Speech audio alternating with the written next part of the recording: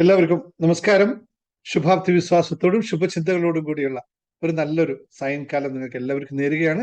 അതുപോലെ തന്നെ നാളെ എന്നെ കാണുന്ന ഈ വീഡിയോ കാണുന്ന യൂട്യൂബ് വ്യൂവേഴ്സിന് എല്ലാവർക്കും നല്ലൊരു ദിവസം ആശംസിച്ചുകൊണ്ട് നമുക്ക് തുടങ്ങാം. ഇപ്പോൾ ഞാൻ സംസാരിച്ചുകൊണ്ടിരിക്കുന്നത് പ്രവാസ ലോകത്തുള്ള എൻ്റെ പ്രിയ സഹോദരങ്ങളോടാണ്.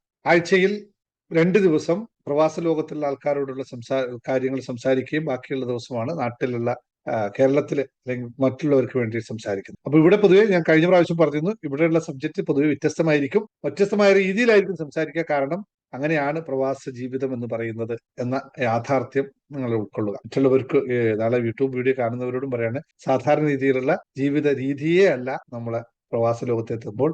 അപ്പൊ പലതും ഇപ്പൊ തന്നെ സമയം ഇപ്പോൾ 9, ഇവിടുത്തെ UAE സമയം 9:10 പക്ഷേ പലരും ജോലി കഴിഞ്ഞ് എത്തിയിട്ടേ ഇല്ല എന്നുള്ളതും കൂടി മനസ്സിലാക്കണം. ബഹ്റിനിലാണെങ്കിൽ, ഖത്തറിലാണെങ്കിൽ ഇപ്പോൾ 8:10, സൗദി അറേബ്യയിലൊക്കെ അങ്ങനെ വ്യത്യസ്തമായ സമയമാണ് ഉള്ളത്. പക്ഷേങ്കിലും പലരും ജോലി കഴിഞ്ഞ് എത്തുന്നതൊക്കെ 11 മണിക്കും 10 മണിക്കും 11 മണിക്കൊക്കെ ആയിരിക്കും. രാവിലെ 5 മണിക്കും 6 മണിക്കും പോയവരാണ് ഈ പറയുന്നത്, അല്ലാതെ 12 മണിക്കും 1 മണിക്ക് പോയവരല്ല. അപ്പൊ അതുകൊണ്ട് ഇത്തരം ക്ലാസ്സുകളൊക്കെ ഇവിടെ നടത്തിക്കൊണ്ടുപോകാൻ, അല്ലെങ്കിൽ ക്ലാസ്സിന് പോയി ഇരിക്കുക എന്ന് പറയുന്നത് തന്നെ വലിയൊരു ഘടകമാണ്. അതുകൊണ്ട് തന്നെ ആൾക്കാരുടെ അങ്ങനെ പോയി ഇരിക്കാൻ സാധിക്കില്ല ഇവിടുത്തെ അവസ്ഥയിൽ.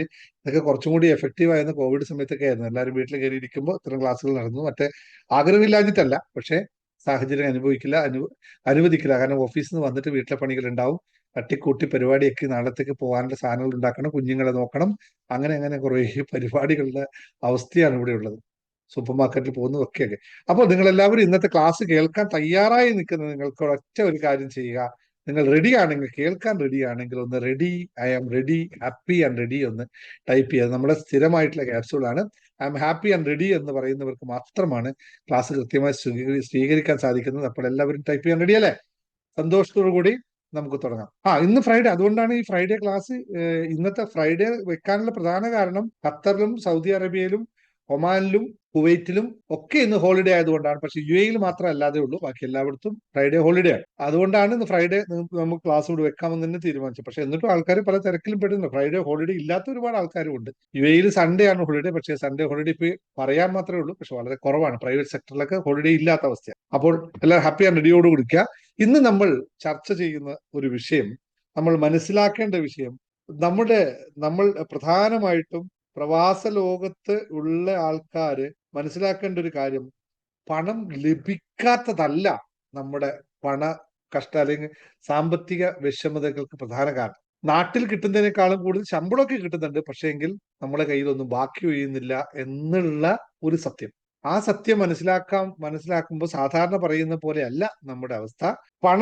പണത്തിന് വേണ്ടി പണിയെടുക്കുന്നുണ്ട്, പണം വരുന്നുമുണ്ട്, പക്ഷെ പണത്തെ കൃത്യമായി വിനിയോഗിക്കാൻ സാധിക്കാത്തതാണ് നമ്മുടെയൊക്കെ പ്രധാന പരാജയ കാരണം എന്ന് ഞാൻ പറഞ്ഞാൽ നിങ്ങൾ എത്ര പേര് ഇത് അംഗീകരിക്കുന്നു? ഇത് അംഗീകരിക്കുന്നവർ യെസ് എന്ന് ടൈപ്പ് ചെയ്തോളൂ, അംഗീകരിക്കാത്തവർ ഒന്ന് ടൈപ്പ് ചെയ്തോളൂ, നോ എന്ന് ടൈപ്പ് ചെയ്തോളൂ. കാരണം പണം നമുക്ക് ലഭിക്കാത്തതിന്റെ വിഷമതകളല്ല നമ്മൾ അനുഭവിക്കുന്നത്, അതിന് കൃത്യമായി വിനിയോഗിക്കാൻ എനിക്കറിയാതെ പോയതാണ്, അല്ലെങ്കിൽ അതിനോടുള്ള സമീപനത്തിലുള്ള വ്യത്യാസമാണ് എനിക്കിപ്പോഴുള്ള അവസ്ഥയിൽ എന്നെ എത്തിച്ചത് എന്ന് ഭൂരിഭാഗം പറയും. ഇല്ലാത്തവരൊന്ന് നോ ടൈപ്പ് ചെയ്തോളൂ, കാരണം അവർക്ക് വ്യത്യസ്തമായ അഭിപ്രായം ഉണ്ടാവാം. അപ്പൊ യൂട്യൂബ് വീഡിയോ കാണുന്നവരും നിങ്ങളുടെ നാട്ടിലുള്ളവരും ഞാൻ പറഞ്ഞ ഈ അഭിപ്രായത്തോട് യോജിക്കുന്നുണ്ടെങ്കിൽ ഒന്ന് താഴെ യെസ് എന്ന് ടൈപ്പ് ചെയ്യാൻ മറക്കാതിരിക്കുക. എന്നാൽ ഞാനിപ്പോ ഇവിടെ 26ാമത്തെ വർഷമാണ്. 26 വർഷത്തെ ജീവിതത്തിനകത്ത് ഞാൻ കണ്ടതും അറിഞ്ഞതും അനുഭവിച്ചതുമായ കാര്യം പറയുക. വ്യത്യസ്തമായ ആൾക്കാരുമായി ഇടപെടുകയും എൻ്റെ തന്നെ ജീവിതത്തിൽ ഞാൻ അനുഭവിച്ചതുമായ വിഷയങ്ങൾ ചേർത്ത് പറയുമ്പോൾ യാതൊരു തർക്കവും ഇല്ല, കൃത്യമായി മനസ്സിലാക്കാവുന്ന. പണം നമ്മളിൽ ഇല്ലാതെ പോകുന്നത്, അല്ലെങ്കിൽ പണം എന്തുകൊണ്ട് നമ്മളിൽ വരുന്നില്ല അല്ലെങ്കിൽ നിലനിൽക്കുന്നില്ല എന്നതിൻ്റെ അടിസ്ഥാന തത്വം, അതുമായി യോജിച്ചു പോകാൻ നമ്മൾ പഠിക്കാത്തതാണ് എന്ന്. ആ വാക്ക് ഒന്നുകൂടി പറയാം, അതുമായി യോജിച്ചു പോകാൻ നമ്മൾ പഠിക്കാത്തതാണ് യഥാർത്ഥ വിഷയം. ഇത് മനസ്സിലാക്കുമ്പോൾ മാത്രമാണ് ധനം നമ്മുടെ ജീവിതത്തിലേക്ക് സ്വാഭാവികമായി ഒഴുകിയെത്തുക എന്ന് തിരിച്ചറിയുക. അപ്പൊ ഈ വിഷയത്തെ പറ്റിയിട്ടാണ് ഇന്ന് കുറച്ച് സമയം സംസാരിക്കുന്നത്. ഇത് ഒരുപാട് സംസാരിക്കാനുള്ള വിഷയമാണ്, പക്ഷെ എങ്കിലും കുറച്ച് കാര്യങ്ങൾ പറഞ്ഞിട്ട് അതിലൂടെ നിങ്ങളുടെ ജീവിതത്തിൽ ഒരു മാറ്റം ഉണ്ടാക്കാൻ പറ്റുമോ എന്ന് നമുക്കൊന്ന് ശ്രമിച്ചു നോക്കാം എന്നുള്ളതാണ് ഇപ്പോൾ ഉള്ള. അപ്പോൾ ധനമൊഴുക്കിന്റെ അല്ലെങ്കിൽ സമൃദ്ധിയിലേക്കുള്ള വഴി എന്താണ്, എങ്ങനെയാണ് എന്ന് അറിയുക. നമ്മൾ സാമ്പത്തികമായി സ്വാതന്ത്ര്യം അനുഭവിക്കുക, അതാണ് നമ്മുടെ എല്ലാവരുടെ ആഗ്രഹം. അതിനാണ് നമ്മൾ ഈ ഇത്രയും മണിക്കൂറുകൾ ഇവിടെ കഷ്ടപ്പെട്ട് പണിയെടുക്കുന്നതിന്റെ ഒറ്റ ലക്ഷ്യം എന്ന് പറയുന്നത് സാമ്പത്തികമായിട്ടുള്ള ഒരു സ്വാതന്ത്ര്യം. ഒരു വീടുണ്ടാക്കുക, കുറച്ച് സമ്പാദ്യം ഉണ്ടാക്കുക, അതിനനുസരിച്ച് കുടുംബത്തിൽ എല്ലാവരും സ്വസ്ഥമായി ജീവിച്ചെടുക്കുക, സ്വാതന്ത്ര്യത്തോടു കൂടി നമുക്ക് മുന്നോട്ട് പോകാൻ സാധിക്കുക എന്നതാണ് നമ്മുടെ യഥാർത്ഥ ആവശ്യം.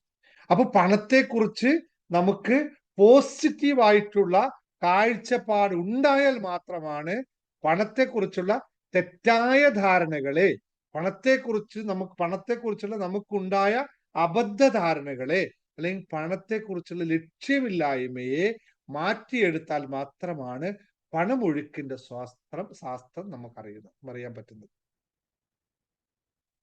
പണമൊഴുക്കിന്റെ ശാസ്ത്രം നമ്മൾ അറിഞ്ഞാൽ മാത്രമാണ് ഇത് എങ്ങനെയാണ് വിനിയോഗിക്കേണ്ടത് എന്ന് മനസ്സിലായാൽ നമ്മൾ ഇപ്പോൾ ചെയ്യുന്ന ആ പ്രക്രിയ ഉണ്ടല്ലോ, നമ്മുടെ സാലറി ക്രെഡിറ്റ് ആയ തൊട്ടടുത്ത നിമിഷത്തിൽ എക്സ്ചേഞ്ചിൽ ഓടുന്ന അവസ്ഥയുണ്ടല്ലോ, അടുത്ത നിമിഷത്തിൽ എക്സ്ചേഞ്ചിലേക്ക് ഓടുന്ന ആ അവസ്ഥയെ ഒന്ന് പതുക്കെ നിർത്തും.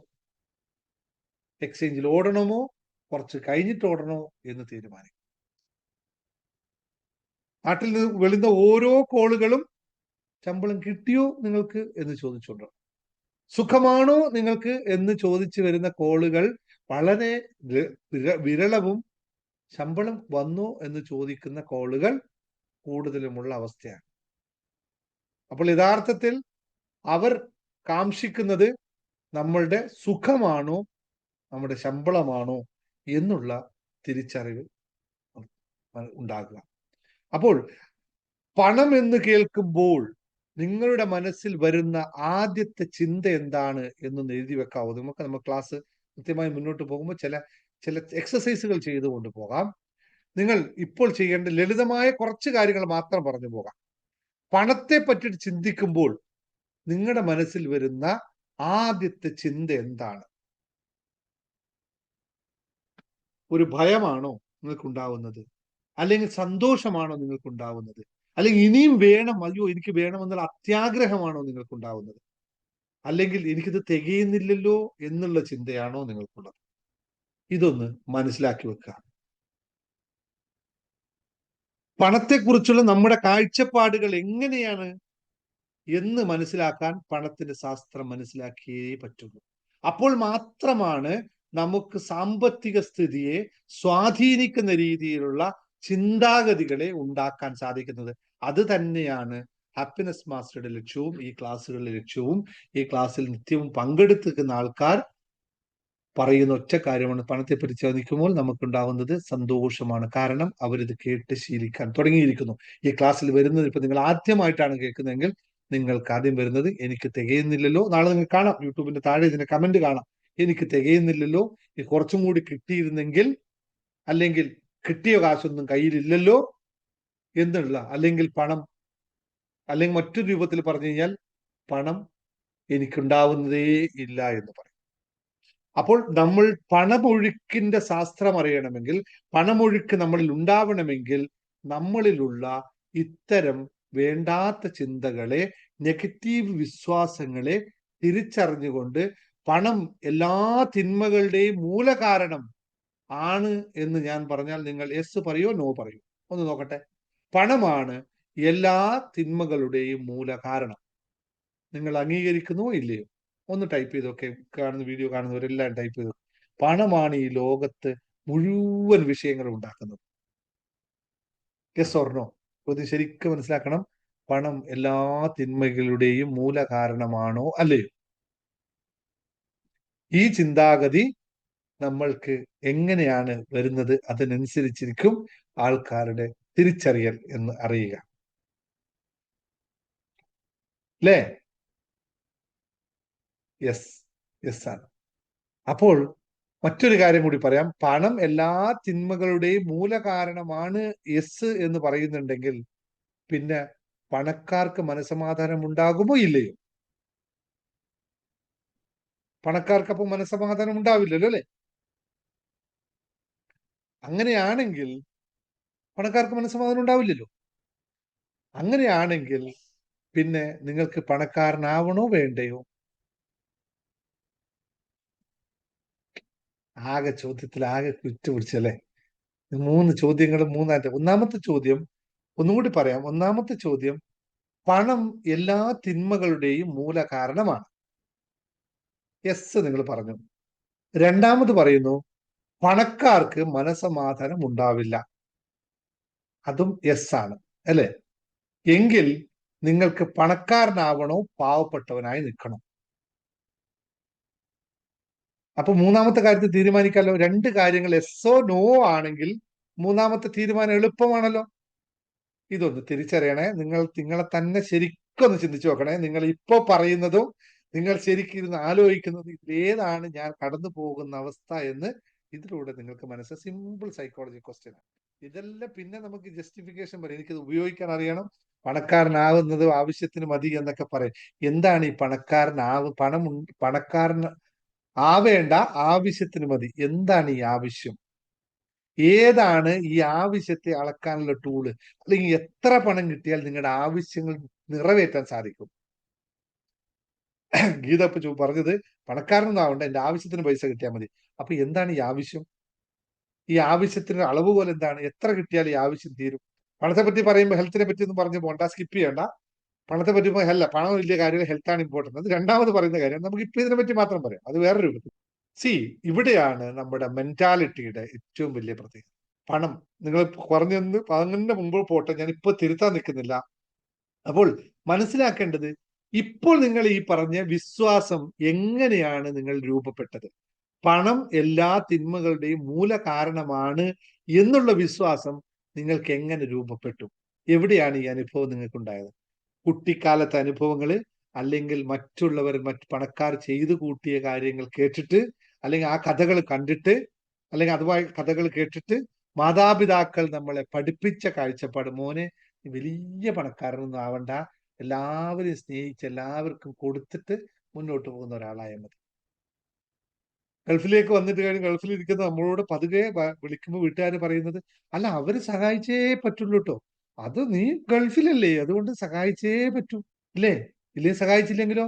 സഹായിച്ചില്ലെങ്കിൽ നിനക്ക് വിലയില്ലാതെ പോകും. ഇത് സാധാരണക്കാരൻ, ഇപ്പൊ എന്റെ വീഡിയോ കാണുന്ന സാധാരണക്കാരന്റെ വിഷയങ്ങളാണ് പറഞ്ഞത്. അപ്പൊ സമൂഹത്തിന്റെ സ്വാധീനം ഒക്കെയാണ് നമ്മുടെ വിശ്വാസങ്ങളെ രൂപപ്പെടുത്തിയിട്ടുള്ളത്.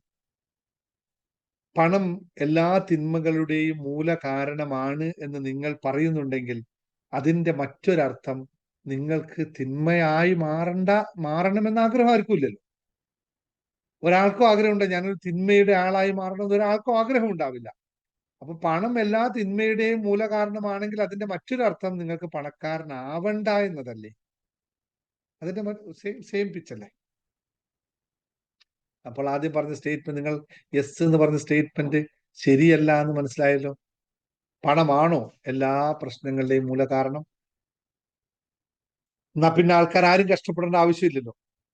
പണമുണ്ടെങ്കിൽ നമുക്ക് എല്ലാ നന്മകളും ചെയ്യാം എന്ന് ഞാൻ പറഞ്ഞു കഴിഞ്ഞാൽ നിങ്ങൾ എത്ര പേര് അംഗീകരിക്കും? പണം നമ്മുടെ കയ്യിലുണ്ടെങ്കിൽ നമുക്ക് എല്ലാ നന്മകളും ചെയ്യാൻ സാധിക്കും, ആണല്ലോ? എന്ത് നന്മ ചെയ്യാനും വിചാരിച്ചാൽ പണം ഉണ്ടായാൽ മതി, നമുക്ക് ചെയ്യാൻ പറ്റും. അപ്പൊ പണം ഉണ്ടായാൽ നന്മകൾ ചെയ്യാം എന്നതല്ലേ ശരിയായ കാര്യം? പണം തിന്മയാണെന്ന് പറയുന്നതിനേക്കാൾ, പണക്കാർക്ക് മനസ്സമാധാനം കിട്ടില്ലെങ്കിൽ പിന്നെ നമ്മൾ പണിയെടുക്കേണ്ട ആവശ്യമുണ്ടോ?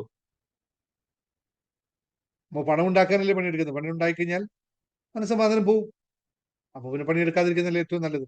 ഇതൊന്ന് ശരിക്കൊന്ന് വിശകലനം ചെയ്യുക. ഇതൊക്കെ വളരെ ഡീറ്റെയിൽസ് ആയിട്ട് മണി മാനിഫെസ്റ്റേഷൻ ഞാൻ കൃത്യമായി പഠിപ്പിക്കുന്നത്, എങ്ങനെയാണ് ഇതിനൊക്കെ മാറ്റം വരുത്തുന്നതൊക്കെ.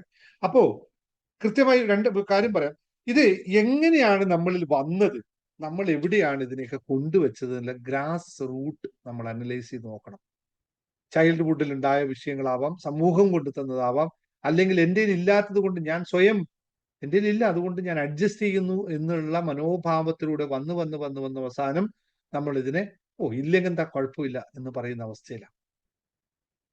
അപ്പൊ എൻ്റെ ജീവിതം പണത്തെ ഞാൻ ഉണ്ടാക്കുന്നു, അല്ലെ പണത്തിന് വേണ്ടി ഞാൻ ജീവിക്കുന്നു, പണത്തിന് വേണ്ടി ഞാൻ ജോലി ചെയ്യുന്നു, പണം എന്നിൽ ഉണ്ടായിക്കൊണ്ടിരിക്കുന്നു എന്ന ചിന്ത ഉണ്ടാക്കാൻ സാധിക്കാത്തവന് പണക്കാരനാവാൻ സാധിക്കില്ല.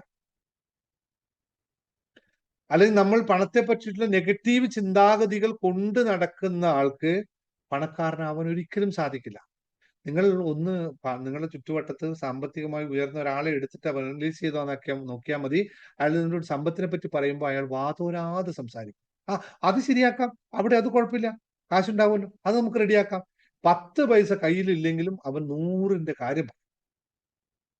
എന്നിട്ട് അവൻ ആ കാര്യം നേടുകയും ചെയ്യും. എങ്ങനെയെങ്കിലും കറങ്ങി തിരിച്ചത് സംഭവം നടത്തുക. ഇത് നിങ്ങൾക്ക് നിത്യജീവിതത്തിൽ കാണാവുന്നതാണ് വളരെ കൃത്യമായി. അപ്പോ രണ്ടാമതായി ഈ നെഗറ്റീവ് വിശ്വാസങ്ങൾ തിരിച്ചറിയുന്നതിന് ശേഷം രണ്ടാമതായി നിങ്ങൾ ലോ ഓഫ് ഗീവിങ് ആൻഡ് റിസീവിങ്ങിനെ പറ്റി പഠിക്കും. പണം ഒഴുക്കാണ്, പണം ഉണ്ടാവുക എന്ന ഒഴുക്കാണ്. അപ്പൊ ഒഴുകുമ്പോൾ വരികയും വേണം, പോകുകയും വേണം, എങ്കിൽ മാത്രമേ ഒഴുക്ക് സംഭവിക്കുന്നുള്ളൂ, അല്ലെ? ഞാൻ ആദ്യം പറഞ്ഞപ്പോൾ പണം ഒഴുക്കിന്റെ ശാസ്ത്രത്തെ പറ്റി പറഞ്ഞു. വരികയും വേണം, പോവുകയും വേണം. അപ്പോൾ ഗീവിങ് ആൻഡ് റിസീവിങ് എന്താണെന്ന് മനസ്സിലാക്കും. ഒരു പ്രപഞ്ചത്തിന്റെ തത്വമാണ്, പ്രപഞ്ച ലോ ആണ് ഗീവിങ് ആൻഡ് റിസീവിങ് എന്ന് പറയുന്നത്. പ്രപഞ്ചത്തിൽ എപ്പോഴും ഒരു നൽകലിന്റെയും സ്വീകരണത്തിന്റെയും ഒഴുക്ക് നടക്കുന്നുണ്ട് എന്നുള്ളത്.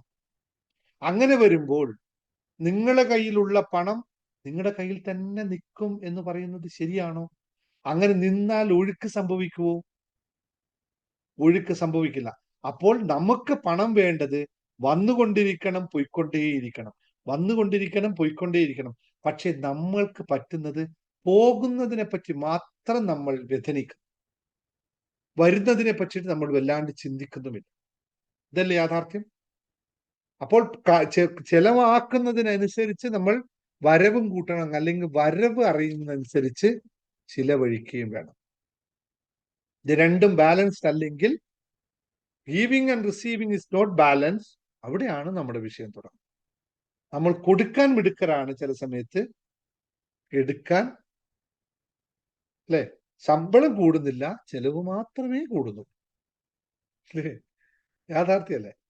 അപ്പോ കൊടുക്കൽ വാങ്ങലിന്റെ ശാസ്ത്രം അറിയണം, അതിനനുസരിച്ച് നമ്മൾ നടക്കുകയും വേണം.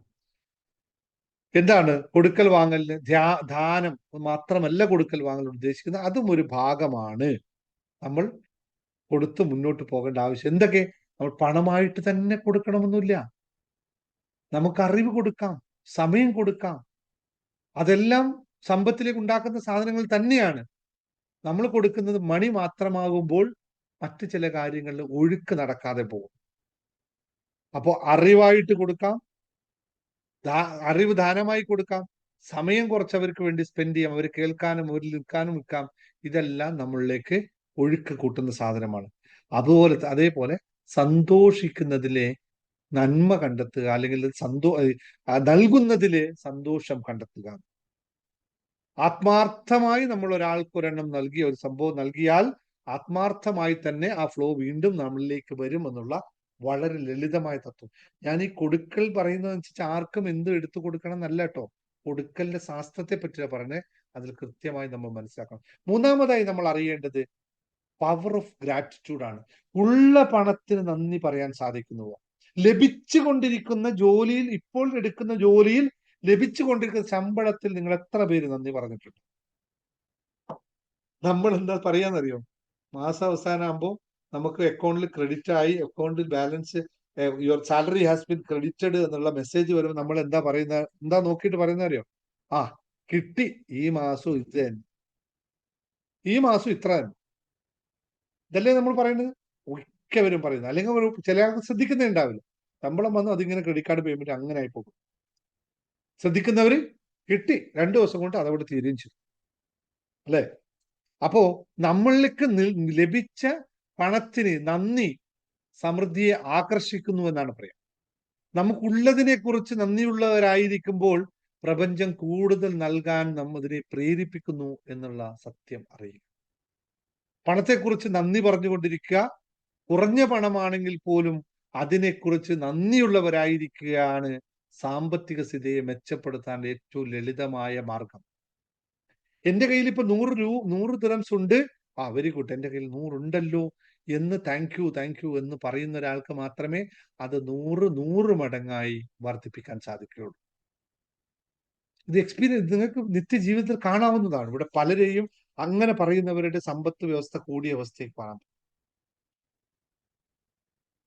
നാലാമതായി പണത്തെ ബഹുമാനിക്കാൻ പഠിക്കുക.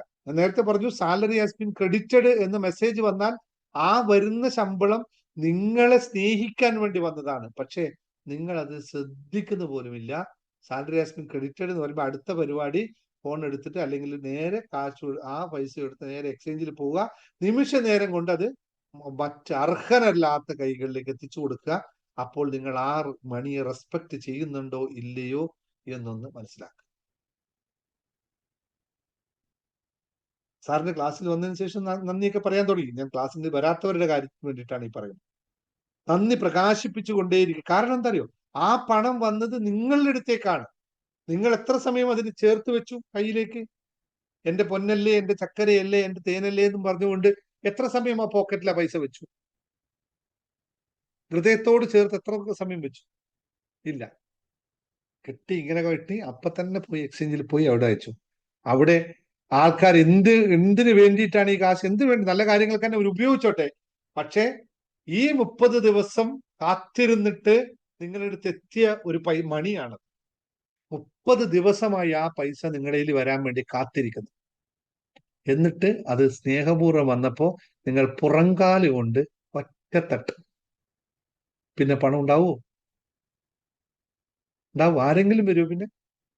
ഇല്ല എന്നറിയാം. അപ്പൊ പണത്തെ റെസ്പെക്ട് ചെയ്യാൻ പഠിക്കുക.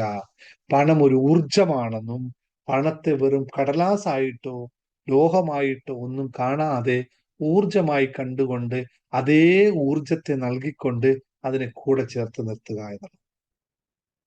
പണത്തെ വളരെ ശ്രദ്ധയോടെ കൈകാര്യം ചെയ്യുക. മണി എന്ന് പറയുന്ന ദൈവമാണ് എന്ന് നമ്മൾ പഠിച്ചിട്ടുണ്ടല്ലേ. നമ്മുടെ തത്വത്തിൽ പറയുന്ന മണി മഹാലക്ഷ്മിയാണ്. മഹാലക്ഷ്മിയെ വളരെയധികം ശ്രദ്ധയോടെ കൈകാര്യം ചെയ്യും. നിങ്ങൾ ഒരു പണക്കാരനും പാവപ്പെട്ടവനും തമ്മിൽ ഞാൻ ഒരു ചെറിയ ഡിഫറൻസ് നിങ്ങൾക്ക് പഠിച്ചു തരാം. അയാള് എങ്ങനെയല്ലേ സാധാരണ പറയുമല്ലോ, വളരുന്ന കുഞ്ഞിന്റെ കണ്ടാൽ അറിയുമെന്ന് പറയുന്ന പോലെ നമുക്ക് തിരിച്ചറിയാൻ പറ്റും ഒരാൾ പാവപ്പെട്ടവനാകുമോ പണക്കാരനാകുമോ എന്ന് തിരിച്ചറിയാൻ ലളിതമായിട്ട് ഒരു കാര്യം പറയാം. അയാളുടെ കയ്യിലുള്ള പേഴ്സ് എടുത്തിട്ട് ആ പേഴ്സിനകത്ത് കാശ് വെച്ചിരിക്കുന്ന ആ രീതി ഒന്ന് നോക്കിയാൽ നമുക്ക് മനസ്സിലാക്കാൻ പറ്റും ഇയാൾ സമ്പന്നനാകുമോ ഇയാൾ പാവപ്പെട്ടവനാകുമോ. വളരെ അടുക്കത്തോടും ചിട്ടയോടും കൃത്യമായി വലിയ നോട്ടിൽ നിന്നും ചെറിയ നോട്ടിലേക്കുള്ള കൃത്യമായ പാകപ്പെടുത്തലിലൂടെ പേഴ്സിൽ സൂക്ഷിച്ചു വെക്കുന്നവൻ വ്യക്തമായി സമ്പന്നനാവുക തന്നെ ചെയ്യും. കാരണം അയാൾക്ക് പൈസയെ വിനിയോഗിക്കാൻ അറിയാം. സമ്പത്ത് അയാളെ കൂടെ നിൽക്കുകയും ചെയ്യും. അയാൾക്ക് പൈസയെ വിനിയോഗിക്കാൻ അറിയാം, റെസ്പെക്ട് ചെയ്യാൻ അറിയാം. നിങ്ങൾ തന്നെ ഒന്ന് വിശകലനം ചെയ്ത് നോക്കുക. പ്രത്യേകിച്ച് പെണ്ണുങ്ങൾക്ക് ഉണ്ടാകുന്ന ഒരു സ്വഭാവമാണ് കാശ് കിട്ടി എല്ലാം കൂടി കുഴച്ച് പിടിച്ചിട്ട് പേഴ്സിലും കുത്തിവെക്കും. എന്നിട്ട് ഒരു സ്ഥലത്ത് പോയിട്ട് 10 ദിർഹംസ് എടുക്കാൻ പറഞ്ഞാൽ നിങ്ങൾ അതിനെ മൊത്തത്തിൽ ഒന്ന് എലിച്ചിട്ട് അതിൽ ആദ്യം 100 എടുക്കും, പിന്നെ 20 എടുക്കും, പിന്നെയാണ് 5 എടുക്കും, എല്ലാം കൂടി ഏതോ ഒന്ന് എടുത്തിട്ട് അവസാനം 10 കൊടുക്കും. പക്ഷെ പൊതുവെ ആണുങ്ങളൊക്കെ എന്തുകൊണ്ട് പണക്കാർ കൂടുതലാവുന്നു എന്ന് ചോദിച്ചാൽ അവരോട് 10 ചോദിച്ചാൽ പേഴ്സ് തുറന്നിട്ട് അതിനകത്ത് കൃത്യമായി 10ന്റെ നോട്ട് തന്നെ എടുത്തിട്ട് അങ്ങ് കൊടുക്കും. ഒരു കൺഫ്യൂഷൻ ഉണ്ടാവില്ല. ഇതൊക്കെ എക്സ്പീരിയൻസ്ഡ് ആണ്. ഇതൊക്കെ നമുക്ക് നിത്യജീവിതത്തിൽ കാണുന്നതാണ്. ഇതൊക്കെ നമുക്ക് മാറ്റിയെടുക്കാൻ പറ്റുന്ന കാര്യങ്ങളാണ്. ഇതിന് വലിയ ചെലവുകളൊന്നും ഇല്ല. അപ്പോ നമ്മൾ ഓരോന്നും കൃത്യമായി കൈകാര്യം ചെയ്യാൻ പറ്റണം. ബഡ്ജറ്റിങ് നമുക്കറിയണം. എത്ര ചെലവുണ്ട് ചോദിച്ചാൽ ഒരു പിടിയില്ല. എത്ര വരുമുണ്ട് ചോദിച്ചാൽ അത് എന്റെ ഓഫീസിൽ തന്ന സാലറി സ്ലിപ്പ് നോക്കിയാൽ അറിയാം. ചെലവോ അതറിയില്ല. പൈസ എവിടെ പോയി? വന്നു പോയി. അത് എല്ലാ മാസവും അങ്ങനെയാണ് സാറേ.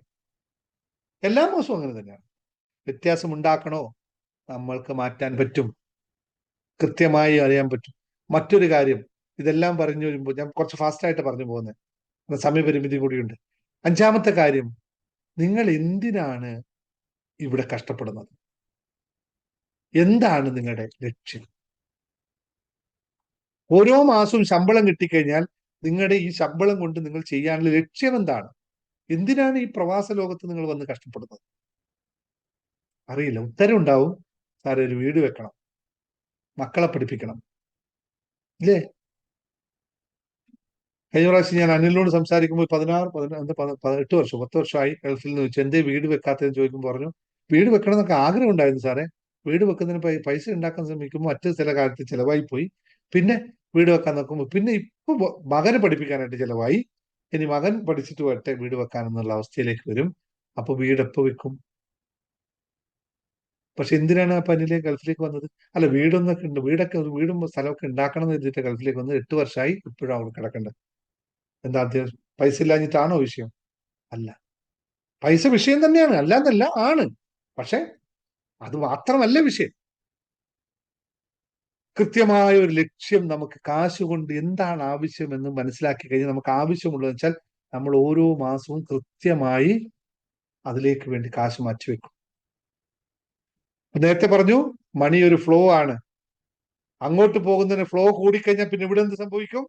ഇവിടുത്തെ വരവിന്റെയും ഫ്ലോ കൂടും. അവിടെ ആവശ്യം നിങ്ങൾക്ക് എത്ര കൂടുന്നു അത്രയും ഇവിടെ ഒഴുക്ക് കൂടിയേ പറ്റൂ. അപ്പോ ആവശ്യങ്ങളെ അവിടെ ഉണ്ടാക്കുക എന്ന് വെച്ചാൽ, ഞാൻ പറയുന്നത് ചെലവാക്കേണ്ട ആവശ്യമല്ല, നമ്മുടെ ഇൻവെസ്റ്റ്മെന്റിന്റെ, നമ്മുടെ ഗോളിലേക്കുള്ള, ലക്ഷ്യത്തിലേക്കുള്ള ആവശ്യങ്ങൾ നമ്മൾ ഉണ്ടാക്കി വെക്കണം എന്നുള്ളതാണ്.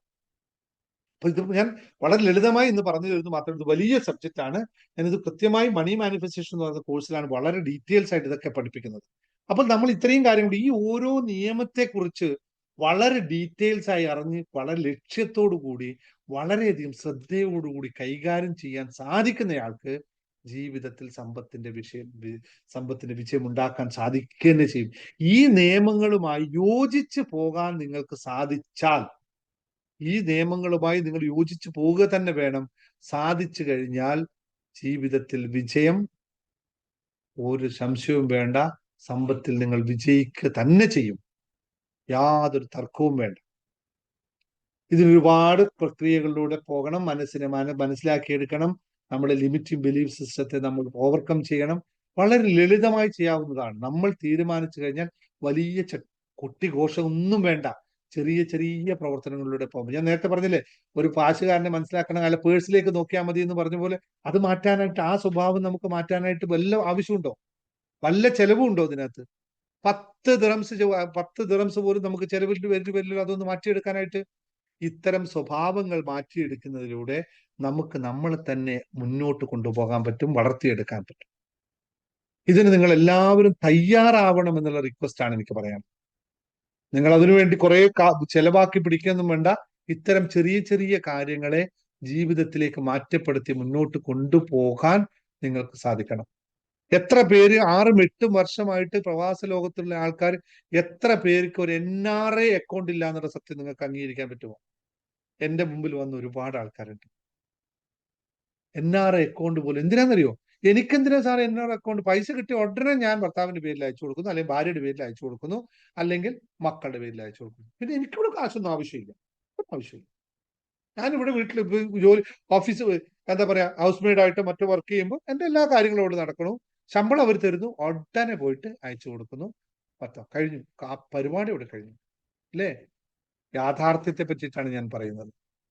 നിങ്ങളോട് കേൾക്കുന്ന, ഇപ്പൊ എന്നോട് കേൾക്കുന്ന നാട്ടിലുള്ള ആൾക്കാരുണ്ടെങ്കിൽ നോക്കിയാ, നിങ്ങളുടെ ഭാര്യയോ അച്ഛനോ അല്ലെങ്കിൽ ഭർത്താവോ ഒക്കെ എല്ലാ മാസവും നിങ്ങളെ അക്കൗണ്ടിലേക്ക് പൈസ അയക്കുന്നത് സന്തോഷപൂർവ്വം നിങ്ങൾ കേൾക്കുന്നുണ്ടെങ്കിൽ, നിങ്ങൾ 1 മിനിറ്റ് അവരോട് ചോദിച്ചാല, അല്ല ചേട്ടാ, നിങ്ങൾ അക്കൗണ്ടിലേക്കല്ലേ നിങ്ങൾ പൈസ അയക്കേണ്ടത്? നിങ്ങളൊരു NRI അല്ലേ, അതെന്തേ ഇല്ലാത്തത് എന്ന് ചോദിക്കണം. ദയവ് ചെയ്ത് നിങ്ങൾ ചോദിക്കണം. ഭാര്യയാണ് അയച്ചു തരുന്നത്, ഭാര്യയോട് നിനക്ക് അക്കൗണ്ട് ഉണ്ടോ എന്ന് ചോദിക്കണം. ഭർത്താവാണ് അയച്ചു തരുന്നതെങ്കിൽ, ചേട്ടാ അടുത്ത മാസം മുതൽ നിങ്ങളുടെ അക്കൗണ്ടിൽ അയച്ചിട്ട് അതിൽ നിന്ന് എനിക്ക് അയച്ചു തന്നാൽ മതി എന്ന് പറയും. അപ്പോ എന്ത് സംഭവിക്കുന്നത്? അറ്റ്ലീസ്റ്റ് ചിലപ്പോൾ 100 രൂപയെങ്കിലും ബാക്കി കഴിഞ്ഞെന്ന് വരും. നാളെ പോയിട്ടാറ്റം ഒരു സോഡ സർവത്ത് കുടിക്കാൻ സ്വന്തം പൈസ എടുക്കാം, ഇല്ലെങ്കിൽ ഉണ്ടല്ലോ വീട്ടുകാരോട് ചോദിക്കേണ്ടി വരും. അനുഭവമാണ്. ഇഷ്ടം പോലെ ആൾക്കാരുടെ സത്യമായ അനുഭവങ്ങൾ മുമ്പിൽ കിടക്കുന്നുണ്ടാണ്. ഇത് ചെയ്യേ പറ്റൂ. കഴിഞ്ഞ പ്രാവശ്യം ഞാൻ നിർബന്ധിച്ച് അക്കൗണ്ട് എടുത്ത കുറെ ആൾക്കാരുണ്ട്. ഇപ്പോ അവരുടെ അക്കൗണ്ടിൽ 3, 4, 5-6 മാസം കൊണ്ട് 5-6 മാസം കൊണ്ട് നിർബന്ധിച്ച് എന്നോട് ഇനി സംസാരിക്കുന്നത് NRI അക്കൗണ്ട് ഓപ്പൺ ചെയ്തതിന് ശേഷം മാത്രമേ എന്ന് പറഞ്ഞിട്ട് അക്കൗണ്ട് പോയി ഓപ്പൺ ചെയ്ത ആള് ഇന്ന് 2 ലക്ഷം രൂപ എന്റെ അക്കൗണ്ടിൽ ബാലൻസ് ഉണ്ട് സാറേ എന്ന് പറയുന്ന അവസ്ഥയിലെത്തി. അപ്പൊ അതുവരെ എവിടെയായിരുന്നു പൈസ? സ്വന്തം തിരിച്ചറിയണം, മനസ്സിലാക്കണം എന്നുള്ളതാണ്. വീഡിയോ കേൾക്കുന്ന ഞാൻ വീണ്ടും റിക്വസ്റ്റ് ചെയ്യുന്നു, നിങ്ങളെ വീട്ടിലുള്ള ആരെങ്കിലും പ്രവാസ ലോകത്തുണ്ട്, നിങ്ങൾ നാട്ടിലാണുള്ളത്, നിങ്ങളെ അക്കൗണ്ടിലേക്കാണ് അവർ പൈസ അയച്ചുകൊണ്ടിരിക്കുന്നതെങ്കിൽ ദയവ് ചെയ്ത് നിങ്ങളോട് റിക്വസ്റ്റ് ആണ്, അവരോട് ചോദിക്കണം, നിങ്ങൾക്ക് അക്കൗണ്ട് ഉണ്ടോ? ആ അക്കൗണ്ട് എന്ന് പറഞ്ഞിട്ട് അതിൽ നിന്ന് എനിക്ക് അയച്ചു തന്നോളൂ എന്ന് പറയും. 5000, അതായത് മാസം 25,000 രൂപയാണ് മാസത്തിൽ നാട്ടിലേക്ക് അയക്കുന്നതെങ്കിൽ ചേട്ടാ അടുത്ത മാസം മുതൽ നിങ്ങൾ 25,000 എനിക്ക് അയച്ചേണ്ട, 20,000 എനിക്ക് അയച്ചത് 5,000 നിങ്ങൾ അക്കൗണ്ടിൽ വെച്ചോളൂ, എപ്പോഴെങ്കിലും ആവശ്യമുള്ള നമുക്ക് എടുക്കാമെന്ന് പറയാൻ ഒരു കുടുംബം തയ്യാറാവണം. അപ്പൊ അറിയാതെ ഈ മനുഷ്യൻ പിന്നെ എങ്ങനെ ആയാലും ഇപ്പൊ കിട്ടുന്ന ശമ്പളം ഇവിടെ 2,000 അല്ലെങ്കിൽ 200 വീഡിയോ ഒക്കെ ആണെങ്കിൽ എങ്ങനെ കഷ്ടപ്പെട്ടിട്ടും അടുത്ത മാസം അത് കുറച്ച് കൂട്ടാൻ ശ്രമിക്കും. കാരണം കൂട്ടിയാൽ വീട്ടിലേക്ക് കുറച്ചും കൂടി അയച്ചു കൊടുക്കാൻ എന്റെ അക്കൗണ്ടിൽ കുറച്ചും കൂടി കൂടുതൽ വെക്കാൻ പറ്റുമെന്നുള്ള ബോധം വരും. അയാൾ കഷ്ടപ്പെടും, കുറച്ചും കൂടി പൈസ ഉണ്ടാക്കാനുള്ള ശ്രമം നടത്തും. ഇതൊന്ന് ശ്രദ്ധിച്ചു നോക്കണം. ഞാൻ കൂടുതൽ പറഞ്ഞ സമയം കളയുന്നില്ല. ഇത്രയും കാര്യങ്ങൾ മാത്രമേ പറയാനുള്ളൂ. ഇതെല്ലാം നിത്യജീവിതത്തിൽ പ്രാക്ടീസ് ചെയ്യാൻ പറ്റുന്ന കാര്യങ്ങളാണ്. ഇത് പ്രാക്ടീസ് ചെയ്യണം നിങ്ങൾ എന്നുള്ള ഹമ്പിൾ റിക്വസ്റ്റോടു കൂടി നിങ്ങളുടെ എല്ലാവരോടും ഇന്നത്തെ ദിവസം ഉപസംഹരിക്കുന്നു. നന്ദി, നമസ്കാരം. Thank you. ആർക്കെങ്കിലും എന്തെങ്കിലും സംസാരിക്കാനുണ്ടെങ്കിൽ സംസാരിച്ചോളൂ. മ്യൂട്ട് ചെയ്തു.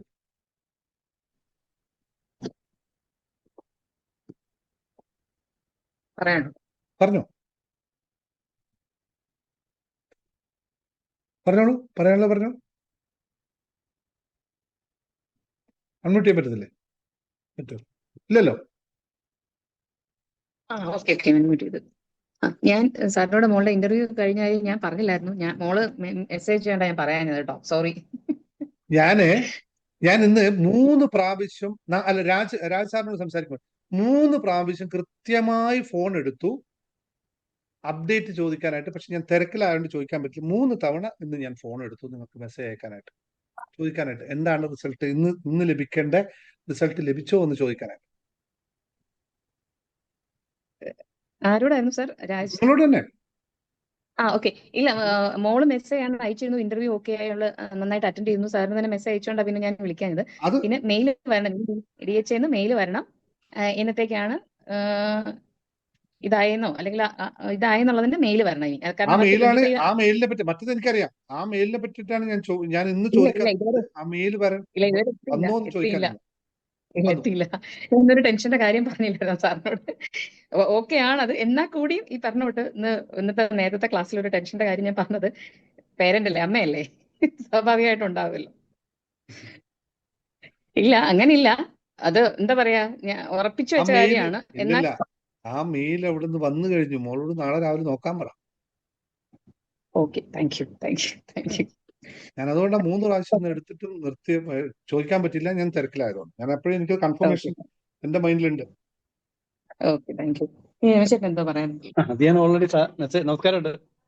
നിങ്ങൾ മെസ്സേജ് അയക്കുമ്പോൾ നിങ്ങൾ ഈ ഓട്ടത്തിലൊരു മെസ്സേജ് ഇട്ടാൽ ഞാൻ അതിൽ എന്ത് മനസ്സിലാക്കാനാ?